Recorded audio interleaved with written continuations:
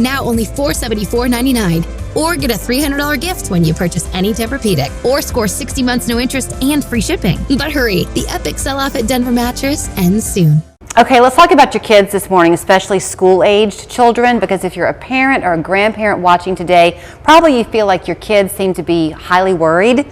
That's because they are. It is so invasive, really, and there are not always, the kids aren't aware that they're carrying this anxiety around with them. So this is Emily Collier. She is with the MCR Foundation, and she's super excited because you were bringing an expert in this field, right? To talk to us, raising worry-free kids. Yes. We are super excited to host Sissy Goff, who is an author of 13 books, and she is also the executive director at Daystar Counseling in Nashville. I've wanted to do this for like a year and a half to bring Sissy.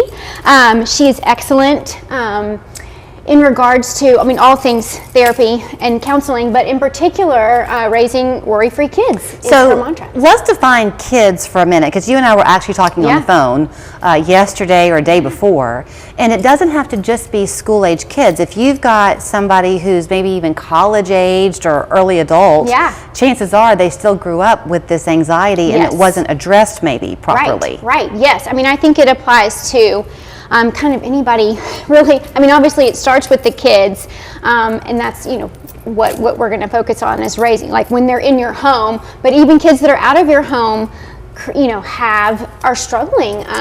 College age kids, I hear it all the time. I get phone calls all the time just about the anxiety that they're experiencing.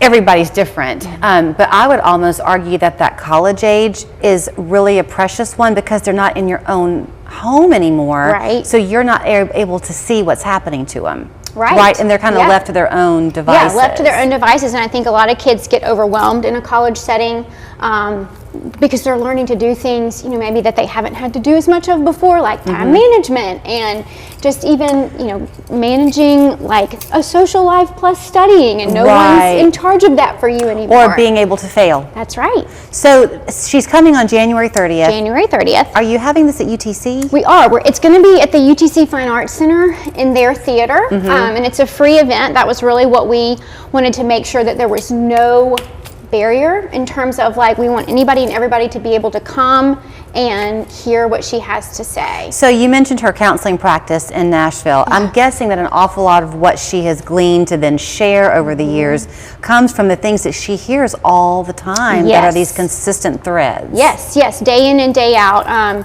Just as a counselor, I think that's invaluable because you're seeing it firsthand, like what's coming into your office. And she also has a podcast, Raising Boys and Girls. And so that's a really great resource as well if you want to kind of check her out before you come. It's an excellent podcast. So you can't possibly know what she's going to say. I'm sure you have some idea, but kind of give us a teaser maybe in a way, Emily. I'll tell you where I'm going. I saw a thing pop up on Facebook. I think that I'm a Gen Xer. I don't know what generation I am, but if I'm in my 50s, I think that's what I am.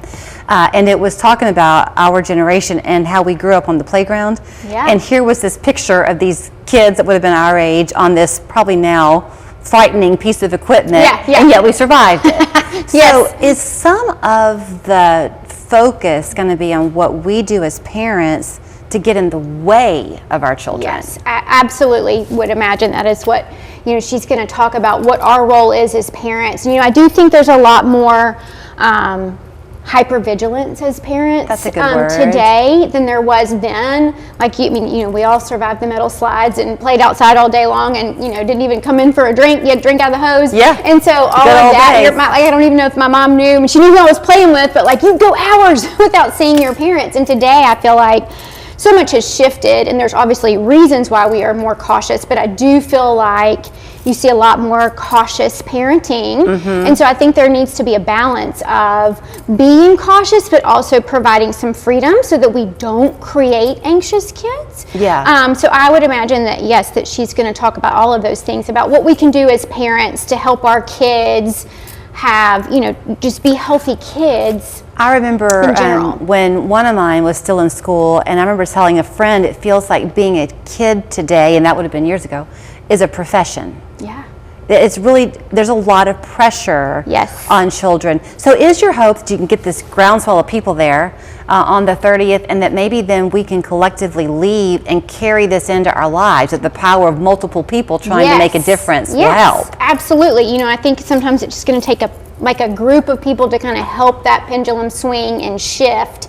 And if we can get, you know, as many people, you know, to hear the message, then we can all kind of shift together. Is this intended to be a Q&A, or will she just be presenting? It will just be a presentation. She will be doing a book signing afterwards, so there will be some time in the lobby for the book signing, but this will very much be her speaking. Well, bring pen and paper. Yes. Because, I mean, a lot of it you'll learn and just retain, but I would be prepared to jot down some notes. Yeah, and we'll have a handout for you that was provided to us, and so you'll get a little handout and you will be able to take notes, so it's going to be great. I do want to let you know, while I've got Emily here, I only have a minute, but if you are watching and you really do have a child who is in a struggle, the MCR Foundation would love to be a resource for you. Absolutely.